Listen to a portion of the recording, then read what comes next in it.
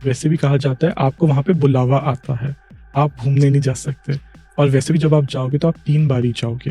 प्रेत आपको हमेशा अपना इशारा दिखाएगा, बताएगा कैसे।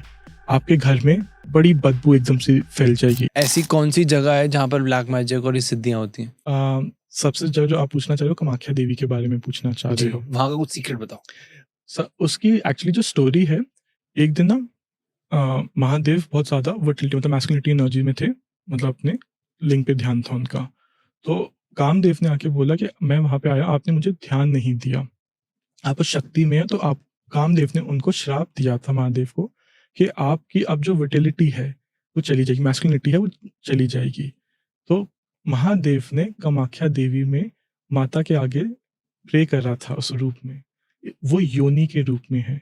तो आज जो लोग मेंस्ट्रुअल या मेंसेस को खराब या गंदा मानते हैं, तो ये भी जानिए एक मंदिर है इंडिया में सबसे प्रसिद्ध जहाँ पे लोग उसके दर्शन के लिए जाते हैं।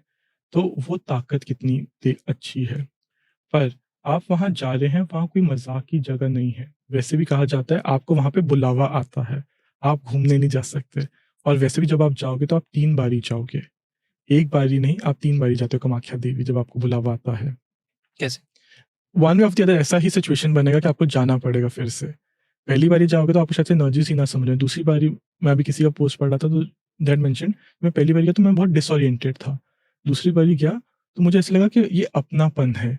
और जब तीसरी बारी गया तो कहते हैं I felt that charge and the energy you are able to feel. Spirits के कोई सीक्रेट बताओ मुझे। स्पिरिट्स के सीक्रेट, मेरे को जो फर्स्ट एक मेरे को पॉजिटिव एनर्जी केस में अगर पहले मैं बात करना चाहूँ, सी स्पिरिट्स आपके एंसेस्टर्स होते हैं। 2 फॉर्म, जब एक सोल जाता है तो 2 फॉर्म बनता है, या तो पितृ या तो प्रेत। पितृ मतलब आपके एंसेस्टर्स, आपके पूर्वज जो पॉजिटिव सोल हैं, वो आपकी हमेशा मदद कर रहे हैं, वो आपको हमेशा कनेक्ट कर रहे हैं, वो आपको चीज़ें समझा रहे हैं। यहाँ पे आते हैं फिर प्रेत। प्रेत आपको हमेशा अपना इशारा दिखाएगा, बताएगा कैसे।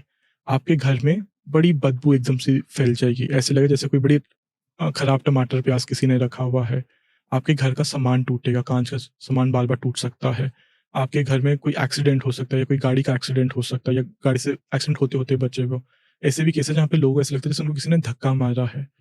तो ये आपको कभी कोई बोले ना आपके पास ब्लैक मैजिक है, तो जानिए ब्लैक मैजिक के भी एक फिजिकल सिम्टम्स होते हैं। आपकी बॉडी पे ब्रूजेस आएंगे, आपके मेंसेस एकदम खराब हो जाएंगे, और हमेशा एक सिम्टम्स होंगे। तो कभी भी एक प्रेत को या कोई भी एनर्जी को जाके चैलेंज मत करो। और आपको नहीं संभालना आ पा रहा तो किसी एक्सपर्ट से या बेटर पर्सन से प्रोफेशनल एडवाइस लो।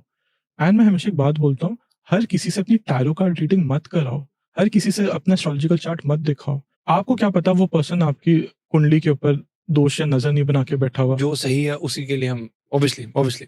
और यहाँ पे एक पॉइंट मैं बोलना चाहता हूँ, आज हर कोई बोल देता है मैं साइकिक हूँ, राइट, मैं टैरो कार्ड रीडर हूँ। अगर आप रियल साइकिक हो ना, आपको उस पर्सन से कभी कोई बैक क्वेश्चंस नहीं लेने चाहिए, कोई उस पर्सन की बैक इन्फॉर्मेशन नहीं पता होनी चाहिए, कोई क्वेश्चंस पहले से नहीं पता होने चाहिए। अगर आप उस इंसान के, या एक लेट्स से क्लाइंट आता है और मैं उससे पहले ही, या कोई पर्सन उसके पहले ही क्वेश्चंस पूछ रहा है या बैक स्टोरी तो पूछ इजी रहा हो गया ना, वो तो ऑब्वियस सी बात है कि आज इंडिया जीतेगा, हाँ जीतेगा, वो तो जीतेगा, वो तो हाँ या ना रहेगा ना। मैं तो बोलूंगा ही ना इंडिया जीतेगा, जीत गया तो ये थोड़ी कि फायदा, ऑब्वियसली तो वो that is putting 2 and 2 together. तो 2+2 तो कोई भी कर लेगा। तो आपका रीडर वो होना चाहिए। जैसे मैं आपके केस में बैठा तो मैंने आपसे कोई बैक स्टोरी नहीं ली, कोई इन्फॉर्मेशन नहीं ली, मैंने आपको बताया कि ऐसे ऐसे चीजें चली, ये चीजें हैं।